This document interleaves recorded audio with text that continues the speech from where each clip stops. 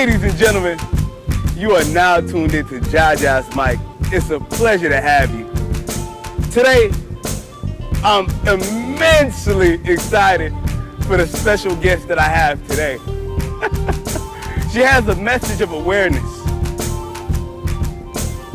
A message that I didn't know exists. God continues to send me individuals that are on this different path in life so I can bring them directly to you. I want to give Racquel Jones the best introduction, but I will assure you, the story that she is going to tell you today is going to divinely impact your life. I'm very motivated. I'm very excited to bring this individual out. So without further ado, I introduce you to Racquel Jones.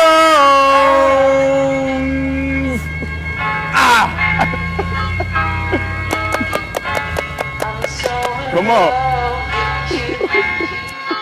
Come on. You got me down again.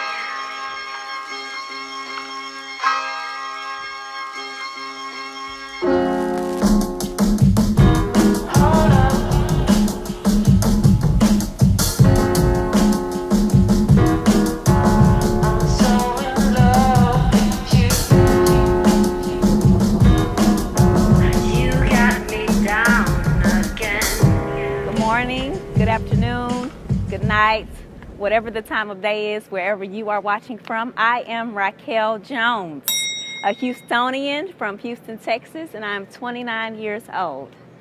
I've come today to talk about lupus awareness. I was diagnosed with lupus at the age of 10 years old, and as you know, I'm going on 30 years in January. I want you guys to know that lupus is an immunodeficiency disease. It's a disease that causes your blood cells to fight against itself instead of fighting against other things, maybe such as a cold, the flu, pneumonia, whatever your body fights against. This disease is fighting against me. I've survived this for 20 years, and I know you as well. I'm not sure if you're watching, if you have a classmate, a parent, a sibling, a niece, a nephew, or auntie or uncle. If I survived, so can you. So I'm here just to tell you a little bit of information about lupus and maybe some things that you can watch out for, because a lot of times the doctors or wherever you may be, they may not know what's going on. This has happened to me, and it's happened to a few people that I've known that's not just with lupus, any disease, any diagnosis. The doctors run tests and they still don't know what's going on. So just a few symptoms of lupus could be fever, fatigue, skin rashes, butterfly rashes, particularly across the nose area.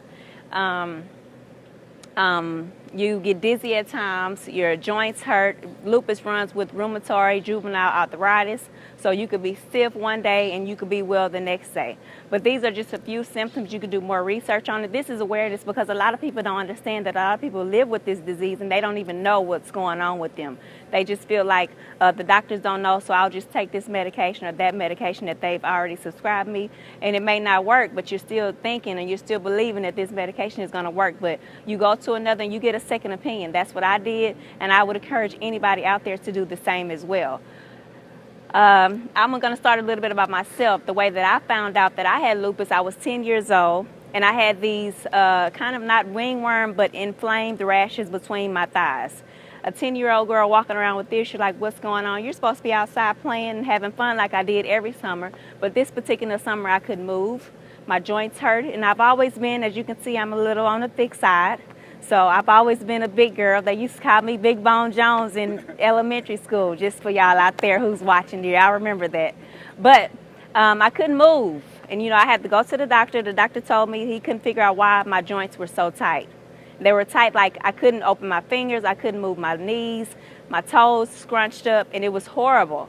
But I went to I had got a second opinion, and Texas Children downtown, they did one blood test, and they told me that I had this disease. They told me that I would never have children. They told me that the steroids that I was on, it would eventually impact my teeth. It would impact my bones. It would just eat away at my body. And, I believed it for a little while time, but I've made it this far, and so can you. I'm Texas Southern, finna be a Texas Southern graduate. I've graduated from Lone Star. I'm going to graduate from Texas Southern, and I'm going to continue at another HBCU with my master's degree. So I want to encourage anybody out there that if you're living with this disease, don't feel like you're any less than anybody else, because if I can do it and make it this far, so can you. We're not normal.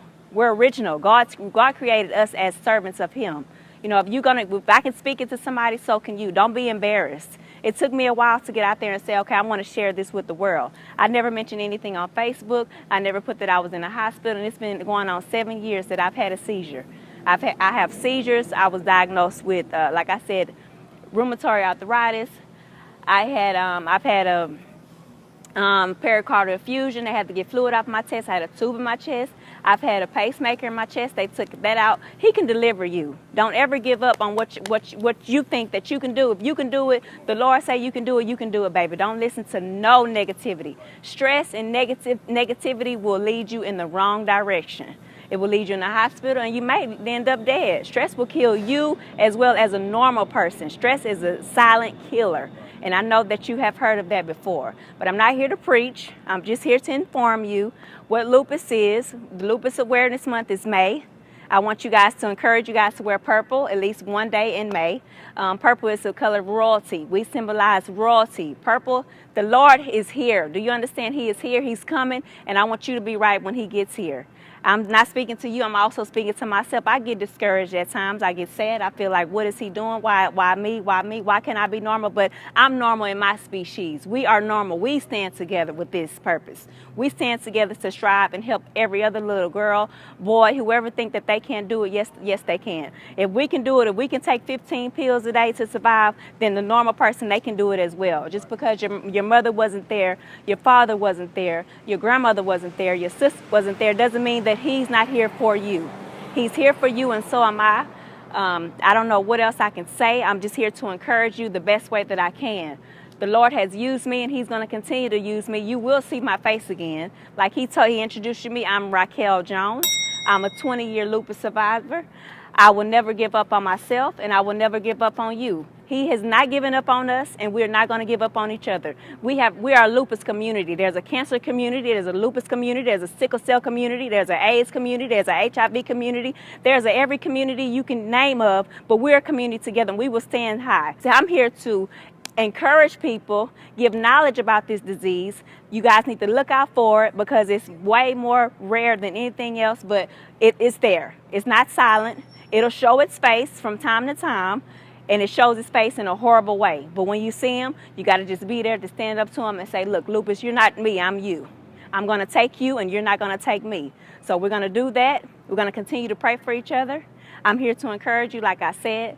And I think that's all I have to say for right now, but you will see me again. And I want to thank you guys for your time, for your effort. And like I said, lupus has plenty of symptoms. Go look that up. I'm pretty sure you have a lupus foundation in your city or your country or your town, wherever you may be, there's a lupus foundation. Look them up and get involved. We always have things going on. We have the lupus walk. We have the lupus foundation. We have, including the lupus foundation, we have other lupus activities that you can get involved within the lupus world, lupus foundation. Different banquets that you can go to. We raise money for the lupus patients who can't come home, who are living in these different facilities that they're not being well taken care of. And we go out and we talk to them and we let them know that the Lord is with them. We let them know maybe if it's not the Lord that you worship, we let them know that we're here for you physically. You know, you may not believe in God or you may not know what's true or what to believe, but we're here for you. You know, like I said, we're a community. We stand as one. We stand tall and just believe in yourself because I believe in you too.